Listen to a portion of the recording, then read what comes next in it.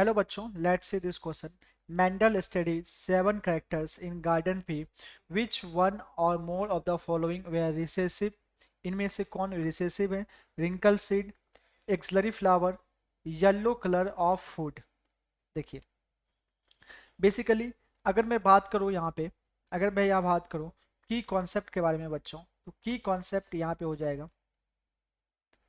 की कॉन्सेप्ट के बारे में अगर मैं बात करूं तो की कॉन्सेप्ट सबसे पहले हम समझते हैं डोमिनेंट और रिसेसिव क्या होता है. देखिए, अगर मैं बात करूं डोमिनेंट के बारे में और अगर मैं बात करूं रिसेसिव के बारे में, तो देखिए, अगर मैं डोमिनेंट के बारे में बात करूं बच्चों, तो डोमिनेंट वो फॉर्म है जो हेट्रोजाइगस हेट्रोजाइगस फॉर्म में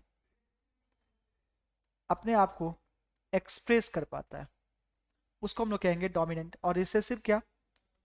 ये हमेशा होमोजाइगस कंडीशन में होगा, होमोजाइगस कंडीशन में होगा. ओके, जैसे मैं रिप्रेजेंट कर रहा हूँ कैपिटल टी, तो इसका जो ओवरऑल रिजल्ट होगा that is tall. Capital T small T, इसका जो ओवरऑल रिजल्ट होगा वो क्या होगा? टॉल.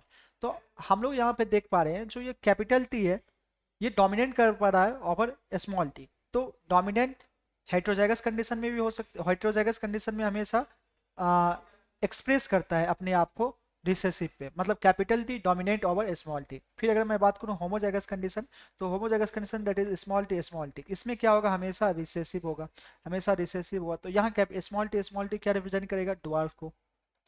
ओके, ड्वार्फ को रिप्रेजेंट करेगा. ठीक है.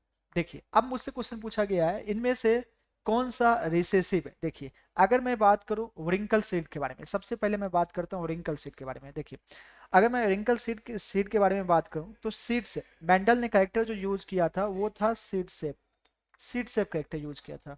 तो उसमें डोमिनेंट फॉर्म और recessive form. Dominant form basically जो सीड था वो कैसा था? राउंड. और रिसेसिव कैसा था? रिंकल. ओके, रिसेसिव जो फॉर्म था वो था रिंकल फॉर्म था. ओके बच्चों, अब देखिए, अब हम लोग नेक्स्ट देखते हैं एक्सिलरी फ्लावर. देखिए, अगर मैं बात करूं कि एक्सिलरी फ्लावर बेसिकली ये, अगर मेंडल जो कैरेक्टर्स स्टडी कर रहे थे वो था फ्लावर पोजीशन, वो था फ्लावर पोजीशन. तो flower position basically dominant form कैसा होता है? दैट इज डोमिनेंट फॉर्म कैसा होता है? एक्सियल. एंड रिसेसिव फॉर्म जो होता है वो कैसा होता है? टर्मिनल.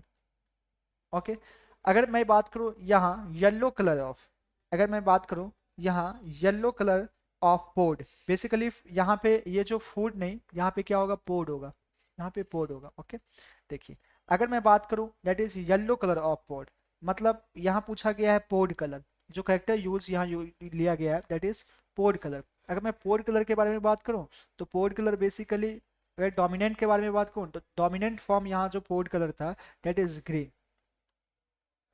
तो ग्रीन बेसिकली डोमिनेंट था और येलो बेसिकली क्या था? रिसेसिव था. तो मुझसे यहाँ क्वेश्चन पूछा गया है इनमें से कौन सा करेक्टर्स है, जो 7 करेक्टर्स मेंडल्स ने यूज किया था, इनमें से कौन सा ऐसा करेक्टर्स है जो रिसेसिव को रिप्रेजेंट कर रहा है. देखिए, अगर इस मुझसे पूछा गया रिंकल सीड, तो रिंकल सीड क्या रिप्रेजेंट कर रहा है? रिसेसिव को. यस. फिर पूछा गया एक्सिलरी फ्लावर. अगर मुझसे पूछा गया यहाँ पे एक्सिलरी फ्लावर, तो एक्सिलरी फ्लावर बेसिकली क्या?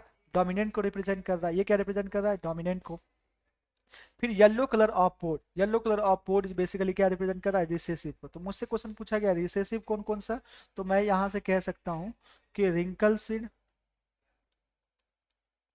Seed and second that is yellow colour of port,